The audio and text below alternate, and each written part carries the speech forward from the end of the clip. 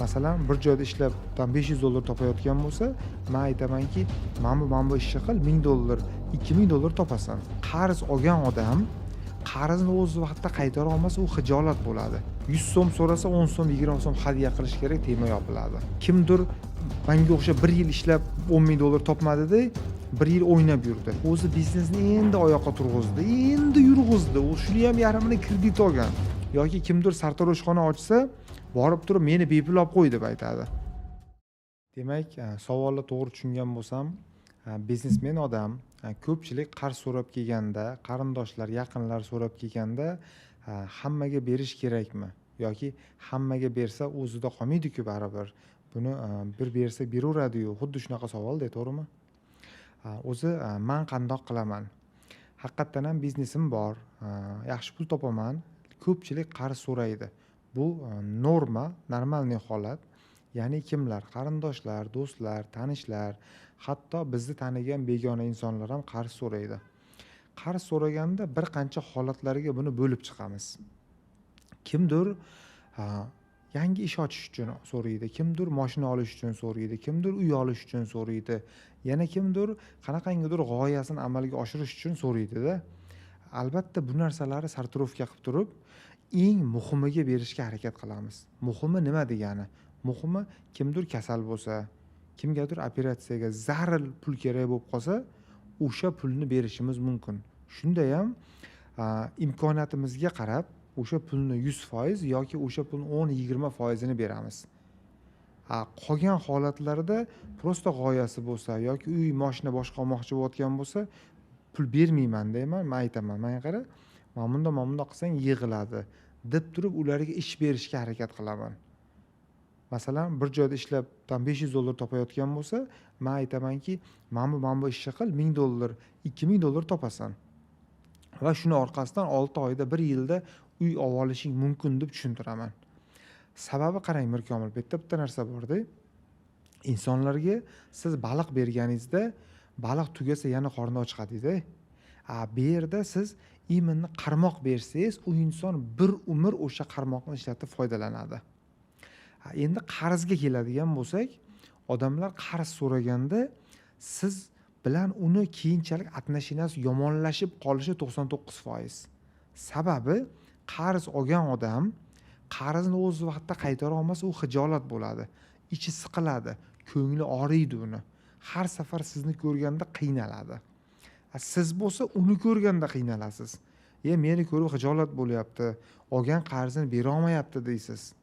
Tushunyapsizmi? O'shaning uchun bu yerda win-win. Harakat qilish kerak qarz bermaslikka. Harakat qilish kerak boshqa odamni qarz qilib qo'ymaslikka. Qarz berish emas, undan ko'ra o'sha pulni bir qismini hadya sifatida berish kerak. 100 so'm so'rasa, 10 so'm, 20 so'm hadya qilish kerak, tema yopiladi. Qarz berish temasida men ko'p berib ko'rganman. Hayotim davomida bir qancha odamlarga qarz berdim. 90% ni men qaytarib ola olmaganman. Oradan 1 yil o'tdi, 2 yil, 3 yil o'tdi. 1, 2, 3, 4, 5, 10 marta so'radim. Oxir ola olmaganimdan keyin qo'l ko'tardim, o'sha insonning oldiga borib, "Menga qara, yomon san menga bormaylik, men shu puldan kechdim. Men shu puldan kechdim" deb aytganman.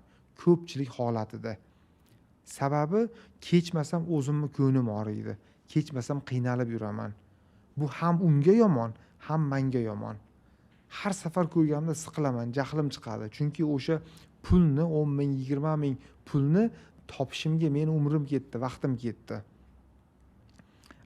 Kimdir menga o'xshab 1 yil ishlab $10,000 topmadi-da, 1 yil o'ynab yurdi. Men 1 yil ishladim-da, o'sha $10,000 topib unga berdim. Ya'ni 1 yil umrimni berdim deganida bu. U bo'lsa o'sha pulni qadriga yetmasligi mumkin, boshqa holatlar bo'lishi mumkin. Xulosa qilib aytadigan bo'lsa, men qarz berishni to'g'ri deb bilmayman va harakat qilaman qarz bermaslikka. Qarz bersam, obdon zaril joyiga beraman. Shunda ham qarz emas, hadya qilishga harakat qilaman. Bizda iminni mana bizda Mirkomilbek, o'zbek, qozoq, qirg'iz, tojik atroflarida kim rivojlansa, o'ssa, o'sha odam ko'proq qarz so'raladi-da. Ya'ni uni o'solmay qoladi. Shunaqa davlatlarni bilaman men. Ularda o'sayotgan insondan umuman qarz so'ralmaydi. Yo'q deydi, bu oyoqqa turib olish kerak deydi. Bu oyoqqa turib olsin, oyoqqa turib olsa keyin yordam bera oladi deydi. Bizdachi, bizni atrofimizda mentalitetimizda shunaqaki, o'zi biznesni endi oyoqqa turg'izdi, endi yurg'izdi. U shuni ham yarmini kredit olgan. Do'koni bor, boshqasi bor, rivojlanyapti-da, оборотda pul hali. O'shani ham kelib odamlar qo'ymaydi-da. Bir inson do'kon ochsa, produksiya pitaniya do'kon ochsa, ko'pchilik keladida, arzon qilib ber deydi-da, yarim narxida olib ketadiganlar bor. Yoki kimdir sartaroshxona ochsa, borib turib meni bepul olib qo'y deb aytadi. Qarindoshim-kusan, yaqinim-kusan deb aytadi. Endi o'ylab ko'raylik-da, o'sha sartaroshxonani ochgan inson ijara, svet, gaz, havo pul to'layapti. O'sha insonga borib bepul olib qo'y deyish qanchalik to'g'ri? Biz uni undoq desak, uni biznesini o'lishiga, tezroq bankrot bo'lishiga hissa qo'shamiz-ku. Yoki produktda pitaniya ochdingiz. Men borib turib arzon qilib ber. Sen hammadan tushirib ber deb turaversam, siz uyalganingizdan 100 so'mlik olgan tovaringizni 100 so'mdan yoki 90 so'mdan sotsangiz, men hissa qo'shamanmi sizni bankrot bo'lishingizga? Men o'zim yordam beraman bankrot bo'lishingizga. Siz bankrot bo'lsangiz, sizga ham, menga ham yomon.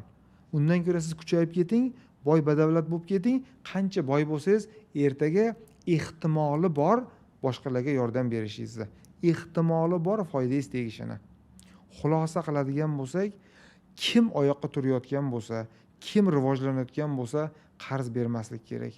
Uni atrofidagilarga aytib qolardimki, iloji boricha unga teginmaslik kerak. Chunki u qolganlarga nisbatan risk qilib qarz olyapti, risk qilib kredit olyapti, risk qilib biznes qilyapti. Lutf unga yordam berish kerak. Tezroq oyoqqa turib olsin, atrofidagi qarindosh urug'ini, jiyanlarini tortadi u. O'shaning uchun qarz berishni men umuman oqlamayman. Bu videoni kimdir hozir ko'rib Mirkomil, bu boshqa ish ekan, bu boshqacha ekan deyish mumkin. Menga birov fikri qiziq emas. Menga umuman qiziq emas boshqa odamning fikri. Men to'g'ri gapni aytishni yaxshi ko'raman. To'g'ri gap o'sayotgan odamga teginmaslik kerak. O'ssin, boy va davlat bo'lsin. O'shanda hammaga foydasi tegadi. Joningiz omon bo'lsin.